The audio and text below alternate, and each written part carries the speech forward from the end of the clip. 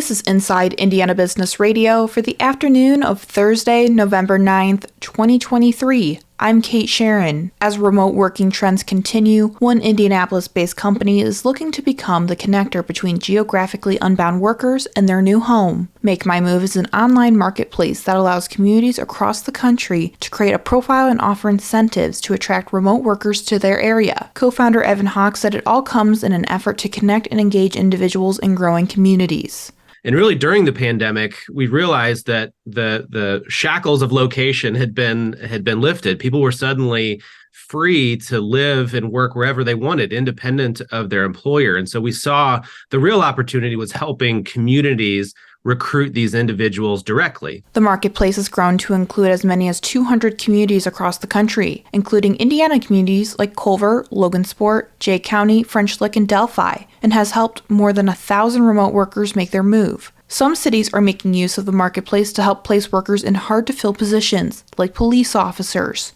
Eli Lilly and Company said Wednesday that its newest product, a drug for obesity called Zepbound, will be on pharmacy shelves shortly after Thanksgiving. The company is ramping up manufacturing capacity to avoid possible shortages and to meet potentially huge demand in a nation where more than 40% of adults are classified as obese. Zepbound contains the same component as Lilly's hugely popular drug for type 2 diabetes, Mounjaro, which launched last year and has already rung up sales of nearly $3 billion in the first 9 months of this year. The Food and Drug Administration, in a widely anticipated decision on Wednesday, approved the drug, also known by its generic name, tirzepatide, for weight loss management. The drug has been shown in clinical trials to help people who are overweight lose at least a quarter of their body weight, or 60 pounds on average, when combined with intense diet and exercise. Indiana's October revenue collections were less than expected, specifically regarding individual income tax. General fund revenues last month totaled almost $1.5 billion,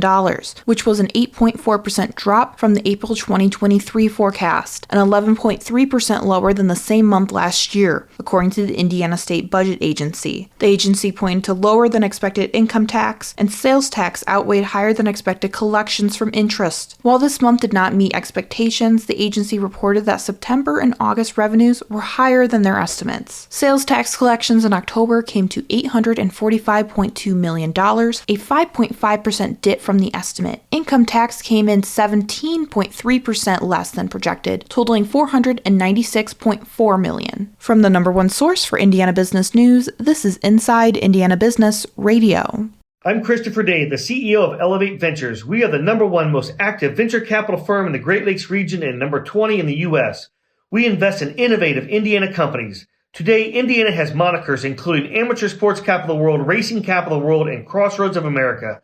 Now is our opportunity as a state to chart the next 50 years. The productivity boom is well underway, and Indiana has the opportunity to become the innovation capital of the world.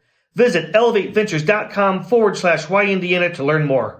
A new workforce program seeks to prepare an overlooked group of people for work in an emerging industry. The Vocational Training and Empowerment Center program aims to give people with intellectual or developmental disabilities the opportunity to earn a basic production principles certification and training in electronics recycling. The program began in October, but Partners in Plainfield celebrated its launch on Wednesday. The team of partners included Electronics Recycling International, VTEC, Indiana Vocational Rehabilitation, and Ivy Tech Community College, who began working together to address two workforce issues: the shortage of qualified workers in e-recycling and the percentage of unemployed disabled adults. Electronics Recycling International created space in its Plainfield facility for a classroom and a skills lab that supporters of the initiative hope to make an inclusive and supportive environment.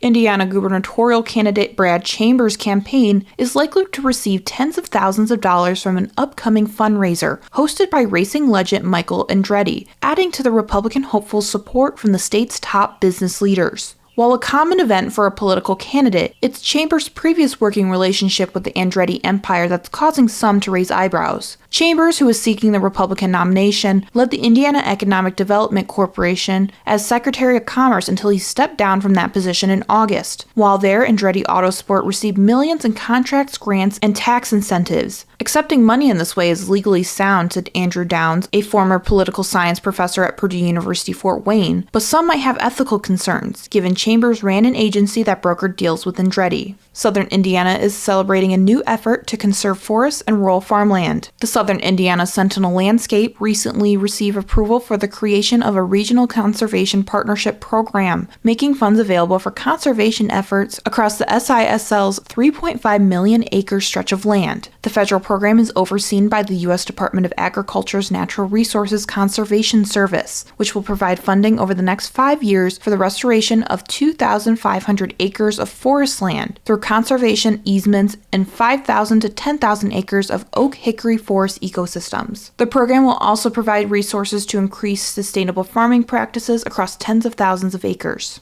F&M Bank is cutting the ribbon today on a new regional headquarters in downtown Fort Wayne. The 5,000 square foot office on Wayne Street will serve as both a headquarters for the independent bank as well as a full-service branch with a drive-up ATM. F&M Bank provides commercial and retailing banking as well as other financial services. The bank has offices in 6 counties across northeast Indiana as well as in Ohio and Michigan. The new Fort Wayne headquarters comes following the recent opening of an Auburn, Indiana branch. Bank leaders say together the 2 new locations serve as, quote, a substantial multi-million-dollar investment in Allen County. The new Fort Wayne Center will employ a dozen people with specializations in commercial banking or lending, personal banking, and mortgage lending.